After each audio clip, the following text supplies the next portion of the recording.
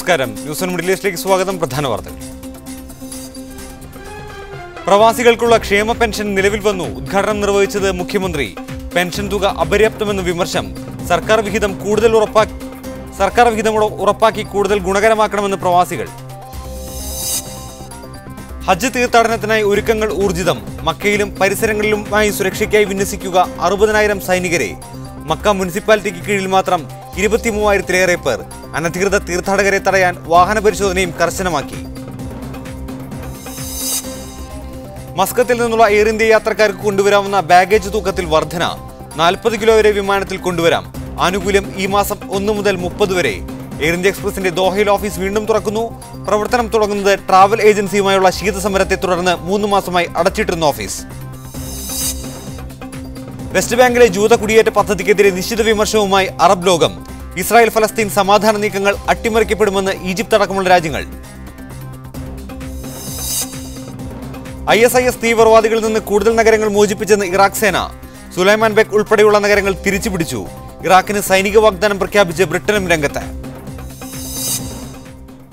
തലശ്ശേരിയിൽ RSS ജില്ലാ നേതാവിനെ വെട്ടിക്കൊന്നു. കൊലപാതകം നടത്തിയത് CPM എന്ന സംഘപരിവാർ. പ്രത്യേക പോലീസ് സംഘം അന്വേഷിക്കും. സംസ്ഥാനത്ത് നാളെ RSS ഹർത്താൽ. വിദ്യാഭ്യാസ സ്ഥാപനങ്ങൾക്ക് അവധി. ന്യൂസ് ഓൺ മിഡിൽ ഈസ്റ്റ് വിശദമായി.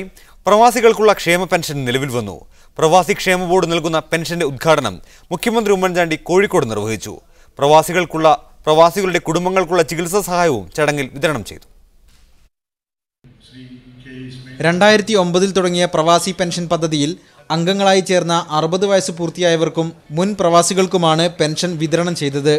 പ്രവാസി ക്ഷേമത്തിന് കൂടുതൽ തുക വകയിരുത്താൻ സർക്കാർ തയ്യാറാണെന്ന് പെൻഷൻ വിതരണം ഉദ്ഘാടനം ചെയ്ത മുഖ്യമന്ത്രി ഉമ്മൻചാണ്ടി പറഞ്ഞു. നിശ്ചയമായും ഈ പെൻഷൻ തുക വർദ്ധിപ്പിക്കുന്നതിന് ഏറ്റവും അടുത്ത് തന്നെ തീരുമാനം എടുക്കുന്നതായിരിക്കും. 55 വയസ്സ് വരെയുള്ളവർക്ക് ഇതിൽ ചേരാനുള്ള അവകാശം, അത് 60 വയസ്സ് വരെ ആക്കണം എന്ന ആവശ്യം ഉന്നയിച്ചു. അപ്പോൾ ആ നിയമത്തിൽ ഭേദഗതി കൊണ്ടുവന്ന് 60 വയസ്സ് ആക്കുന്നതിനുള്ള നടപടികൾ സ്വീകരിക്കും. 20 ലക്ഷം പ്രവാസി മലയാളികളെയും പെൻഷൻ പദ്ധതിയിൽ അംഗങ്ങളാക്കാൻ വിപുലമായ പ്രചാരണം നടത്തുമെന്ന് മന്ത്രി KC ജോസഫ് പറഞ്ഞു. വിദേശ രാജ്യങ്ങളിലുള്ള വ്യത്യസ്തമായ മലയാളി സംഘടനകളുമായി സഹകരിച്ചുകൊണ്ട് വിപുലമായ ഒരു ക്യാമ്പയിൻ നടത്തി മുഴുവൻ പ്രവാസി മലയാളികളെയും മടങ്ങി വന്ന ആളുകളെയും ഈ പ്രവാസി ക്ഷേമ പദ്ധതിയുടെ നെറ്റിൽ ഉൾപ്പെടുത്താൻ ഗവൺമെന്റ് ശ്രമിക്കുന്നുണ്ട്. പ്രവാസി ക്ഷേമ ബോർഡ് ചെയർമാൻ അഡ്വക്കേറ്റ് PMA സലാം, മേയർ AK പ്രേമചന്ദ് തുടങ്ങിയവരും ചടങ്ങിൽ പങ്കെടുത്തു. മീഡിയ 1 കോഴിക്കോട്. എന്നാൽ നിലവിലെ പ്രവാസി പെൻഷൻ തുക അപര്യാപ്തമാണെന്ന് വിമർശനമുയർന്നു. പദ്ധതിയിലേക്ക് സർക്കാർ വിഹിതം ഉറപ്പാക്കി പെൻഷൻ തുക വർദ്ധിപ്പിക്കണമെന്നതാണ് പ്രവാസികളുടെ ആവശ്യം. പ്രവാസികൾക്കായി സംസ്ഥാന സർക്കാർ നൽകുന്ന പെൻഷൻ ആനുകൂല്യം കൂടുതൽ പേരിലേക്ക് എത്തിക്കാൻ പദ്ധതി കൂടുതൽ ആകർഷകമാക്കണമെന്ന് ക്ഷേമനിധി ബോർഡ് മുൻ ഡയറക്ടർ PM ജാബിർ മീഡിയ 1നോട് പറഞ്ഞു. 1000 രൂപ പെൻഷൻ എന്നത് പ്രവാസികളെ സംബന്ധിച്ചിടത്തോളം ഒട്ടും ആകർഷകമല്ലെന്നും അദ്ദേഹം ചൂണ്ടിക്കാട്ടി. ഒരു മെമ്പർ അടക്കുന്ന തുക മാറ്റി നിശ്ചയിക്കാൻ ബോർഡിനോ ഗവൺമെന്റിനോ അധികാരമുണ്ട്. ഗവൺമെന്റ് ടോട്ടൽ ഇതിൻ്റെ 2% ആണ് ഗവൺമെന്റ് കൊടുക്കുന്നത്. അപ്പോൾ അതിന് പകരം ഗവൺമെൻറ് കോൺട്രിബ്യൂഷൻ നിശ്ചിത തുക, പെൻഷന് കണക്കായിട്ടുള്ള ആനുപാതികമായിട്ടുള്ള തുക ഗവൺമെൻറ് കോൺട്രിബ്യൂഷൻ കൂടി ആയി വരികയാണെങ്കിൽ പെൻഷൻ തുക വർദ്ധിപ്പിക്കാൻ സാധിക്കും. കൂടുതൽ പ്രവാസിയാണെന്ന രേഖകൾ സ്വയം സാക്ഷ്യപ്പെടുത്താനും സൗകര്യം വേണം. ഇപ്പോൾ പദ്ധതിയുടെ വാർഷിക അംശാദായത്തേക്കാൾ വലിയ തുക എംബസികളിൽ സാക്ഷ്യപ്പെടുത്താൻ വേണം. എംബസിയിൽ എന്ത് അറ്റസ്റ്റേഷനും മിനിമം 7 റിയാലാണ്. ഇപ്പോൾ അവരുടെ സ്റ്റാമ്പ് പതിക്കണമെങ്കിൽ 7 റിയാലാണ്. അപ്പോൾ അതുകൊണ്ടാണ് പറഞ്ഞിട്ടുള്ളത് 7 റിയാൽ എന്ന് പറയുമ്പോൾ ആകെ ഇതിന് ചേരണമെങ്കിൽ 200 രൂപയാണ്. മാസത്തിൽ 300 രൂപ എടുക്കണം. ഇതിനൊക്കെ വലിയ തുക അറ്റസ്റ്റേഷന് വേണ്ടി മാത്രം കൊടുക്കേണ്ടി വരിക എന്നുള്ളത്. മുഴുവൻ ബാങ്കുകളുടെയും NRE അക്കൗണ്ടുകളിൽ നിന്ന് അംശാദായം ക്ഷേമനിധിയിലേക്ക് ഈടാക്കാൻ സൗകര്യം ഏർപ്പെടുത്തണമെന്നും ജാബിർ നിർദ്ദേശിച്ചു. Shino Shamsuddin, media 1, Muscat. ഇപ്പോൾ ഈ വിഷയത്തിൽ പ്രതികരിക്കാനായി പ്രവാസി ക്ഷേമനിധി ബോർഡ് മുൻ ഡയറക്ടർ PM ജാബിർ ഒമാനിൽ നിന്ന് ചേരുന്നു. ശ്രീ PM ജാബിർ, നീണ്ട കാത്തിരിപ്പിനൊടുവിൽ പ്രവാസി ക്ഷേമനിധി പെൻഷൻ അനുവദിക്കാൻ സർക്കാർ തയ്യാറായിരിക്കുന്നു. എത്രത്തോളം ഗുണകരമാണ് പ്രവാസികൾക്ക് സർക്കാരിന്റെ പുതിയ പദ്ധതി? തീർച്ചയായും ഇതിനെ സർവാത്മന സ്വാഗതം ചെയ്യുകയാണ്. ദീർഘകാലമായിട്ട് പ്രവാസികൾ കാത്തിരുന്ന ഒരു കാര്യമാണ് സാധിച്ചിരിക്കുന്നത്. 60 വയസ്സായവർക്ക് പെൻഷൻ ലഭിച്ചു തുടങ്ങിയിരിക്കുന്നു. വളരെ സ്വാഗതാർഹമായിട്ടുള്ള കാര്യം. ഇതിന്റെ ആദ്യകാല ഡയറക്ടർ എന്ന രീതിയിൽ വളരെയധികം സന്തോഷമുണ്ട്. സന്തോഷത്തിൽ പങ്കുചേരുകയാണ്. അതേസമയം ഇതിനകത്ത് നിരവധി പോരായ്മകളുണ്ട്. ആ പോരായ്മകൾ നികത്തും എന്നിപ്പോ മുഖ്യമന്ത്രി പറഞ്ഞത് കേട്ടു. വളരെ സന്തോഷം. പ്രധാനമായിട്ടും ഇതിന്റെ പ്രായപരിധി 60 വയസ്സ് വരെയുള്ളവർക്ക് ചേരണമെന്നുള്ളത് മുൻ ബോർഡിന്റെ സമയത്ത് തന്നെ നിരന്തരം ആവശ്യപ്പെട്ടുകൊണ്ടിരുന്നതാണ്. അത് കഴിഞ്ഞ 5 വർഷമായിട്ട് അത് പറഞ്ഞു കേട്ടിട്ടുണ്ടെങ്കിലും ഇതുവരെയും അത് നടപ്പിലാക്കിയിട്ടില്ല. കാലതാമസം കൂടാതെ അത് 60 വയസ്സ് വരെയുള്ളവരെ ചേർക്കാനുള്ള പദ്ധതി എന്തെങ്കിലും നിയമം മൂലം അത് മാറ്റം വരുത്തണം എന്നുള്ളതാണ് പ്രധാനമായിട്ടുള്ള ഒരു ആവശ്യം. കൂടാതെ ഇപ്പോൾ നൽകുന്ന തുക 1000, 2000 എന്നുള്ള പെൻഷൻ തുക, ഇന്ന് കൊടുത്തു തുടങ്ങിയിട്ടുള്ള പെൻഷൻ തുക ആകർഷകമല്ലാത്തതാണ്. പലരും ഇതിനകത്ത് ചേരാതിരിക്കാനുള്ള പ്രധാനപ്പെട്ട ഒരു കാര്യം.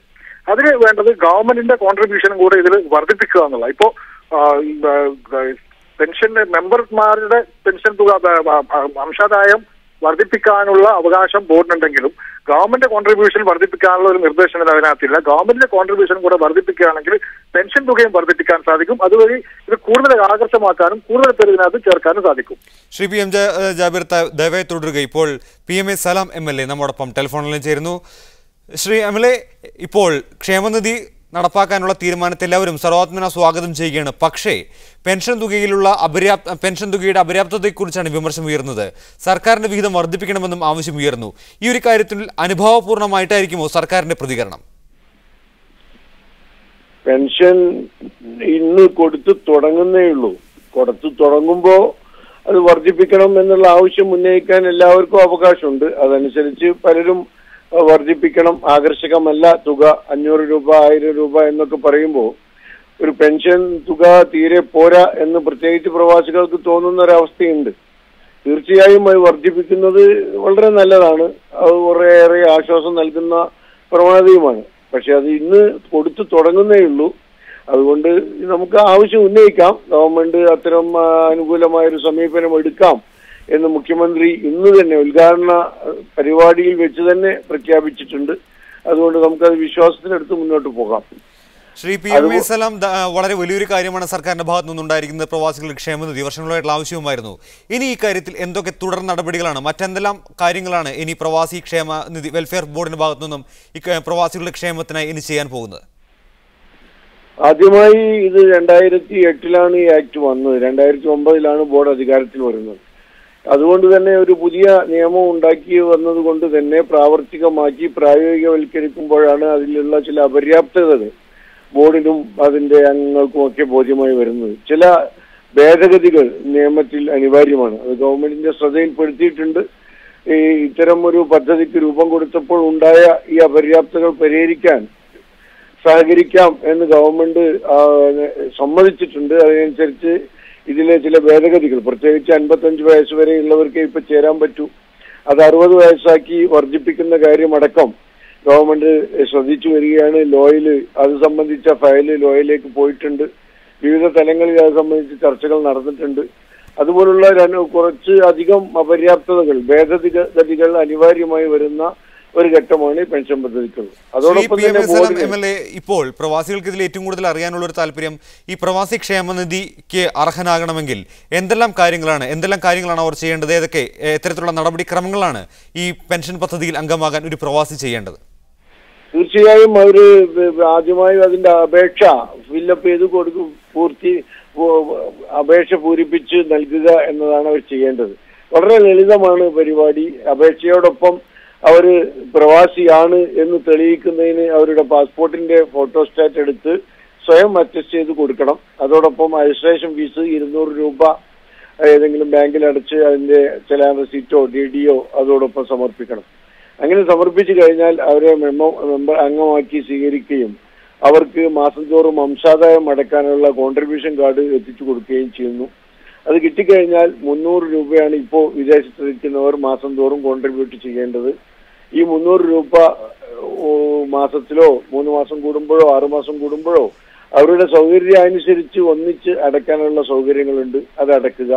ഈ പെൻഷന് പുറമെ ബോർഡിൽ അംഗമായി ചേർന്ന് കഴിഞ്ഞാൽ അവർക്ക് രോഗം വന്നാൽ ചികിത്സിക്കാൻ സഹായധനം കൊടുക്കാറുണ്ട്. അംഗമായിരിക്കെ അവർ മരണപ്പെട്ടു പോവുകയാണെങ്കിൽ അവരുടെ കുടുംബത്തിന് 50,000 രൂപ ആശ്വാസധനം ഉടനെ നൽകുന്നുണ്ട്. അതോടൊപ്പം തന്നെ അവർ സ്ത്രീകളാണ് അംഗങ്ങളെങ്കിൽ അവർക്കും, അല്ലെങ്കിൽ അംഗങ്ങളുടെ പെൺമക്കൾക്കും വിവാഹ ധനസഹായം നൽകുന്നുണ്ട്. അവരുടെ കുട്ടികൾക്ക് പഠിക്കാൻ സ്കോളർഷിപ്പ് നൽകുന്നുണ്ട്. ഇതുവരെയായി ബോർഡ് ഇന്നേ ദിവസം വരെ ഏതാണ്ട് 80 ലക്ഷം രൂപ ഈ രൂപത്തിൽ പ്രവാസികൾക്ക് സഹായം നൽകിയിട്ടുണ്ട്. ചികിത്സാ ധനസഹായവും, മരണപ്പെട്ടു പോയവരുടെ കുടുംബങ്ങൾക്കുള്ള ധനസഹായവും, വിവാഹ ധനസഹായവും, പ്രസവാനുകൂല്യം ഒക്കെയായി 80 ലക്ഷം രൂപ ഇതുവരെ നൽകിയിട്ടുണ്ട്.